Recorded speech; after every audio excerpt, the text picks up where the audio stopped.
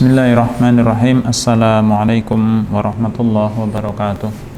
Innal hamdalillah nahmaduhu wa nasta'inuhu wa nastaghfiruh wa na'udzu billahi min syururi anfusina wa min sayyiati a'malina. May yahdihillahu fala mudhillalah wa may yudlil fala hadiyalah. Ma'asyiral muslimin, para pemirsa kangen ibu yang mudah-mudahan dirahmati oleh Allah Subhanahu wa taala.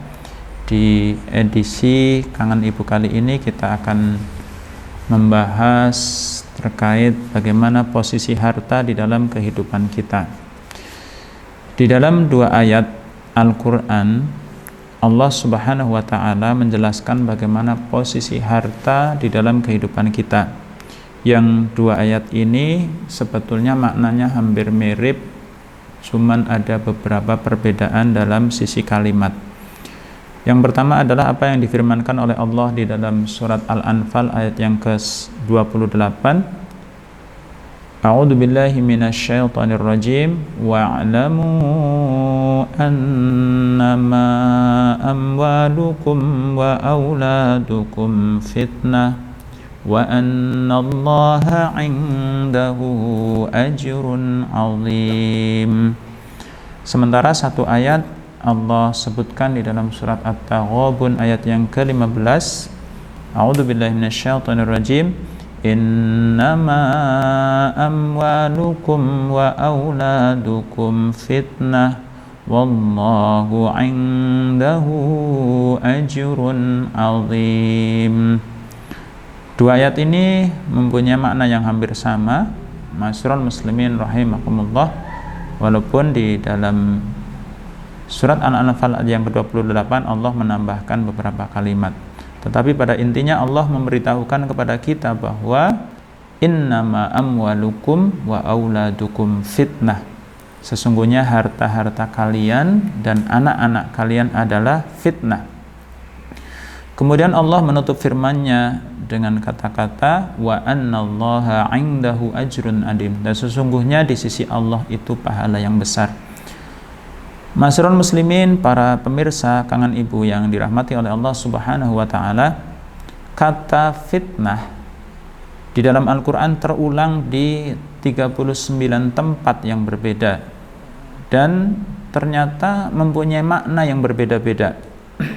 Sebagai contoh, di dalam surat Al-Baqarah ayat yang ke-191 Allah Subhanahu wa taala berfirman, wal fitnatu asyaddu minal qatl.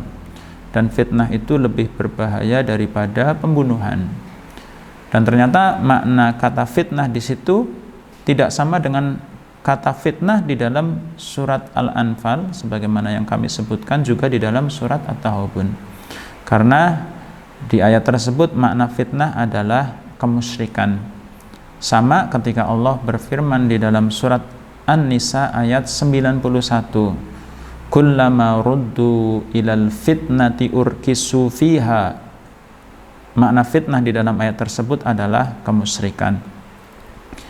Ma'asyiral muslimin, juga di dalam ayat yang lain Allah Subhanahu wa taala berfirman tentang fitnah dengan makna yang berbeda.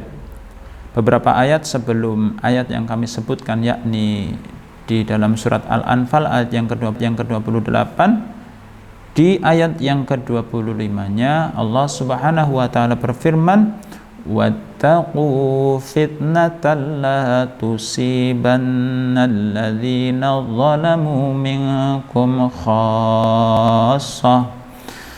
Dan takutlah kalian kepada fitnah. Ternyata makna fitnah di dalam ayat itu bermakna musibah.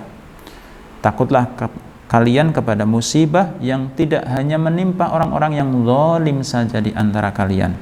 Ma'asyiral muslimin rahimakumullah, kembali kepada firman Allah di dalam surat Al-Anfal ayat yang ke-28 dan surat At-Taghabun ayat yang ke-15 yang menjelaskan kepada kita semua bahwa harta kita, anak-anak kita adalah fitnah.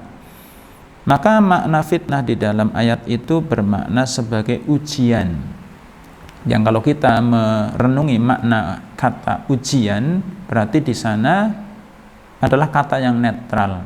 Artinya kita tidak bisa kemudian menyimpulkan bahwa harta dan anak kita fitnah itu sebagai sesuatu yang baik atau buruk, tetapi betul-betul netral.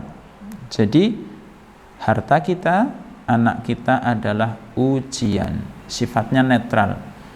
Yang baik atau buruk adalah hasil ujian.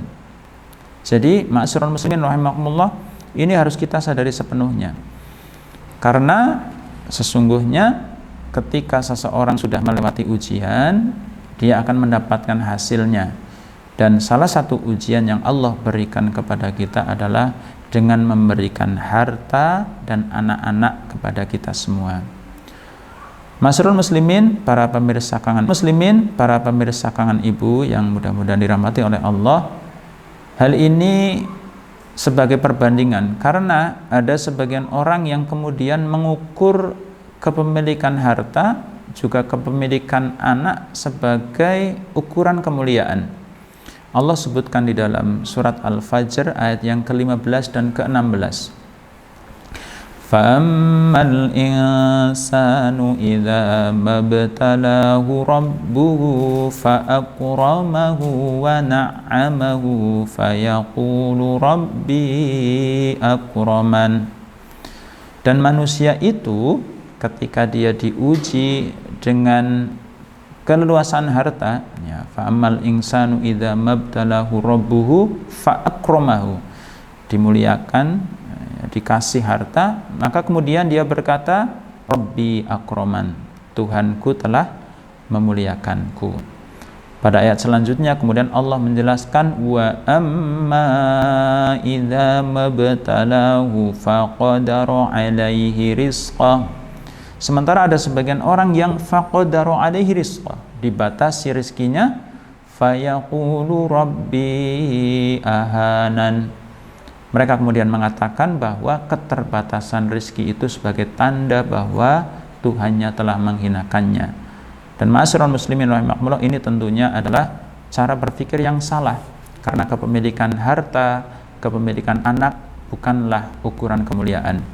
Sebagaimana yang disebutkan di dalam surat Al-Anfal ayat 28, juga ayat ke-15 surat At-Taghabun, bahwa semata-mata harta kita, anak kita adalah fitnah.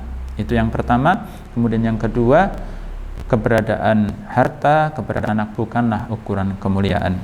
Aqulu qouli hadza wastaghfiruh innahu huwal ghafurur rahim. Mudah-mudahan bermanfaat. Kurang lebih mohon maaf. Assalamualaikum warahmatullahi wabarakatuh.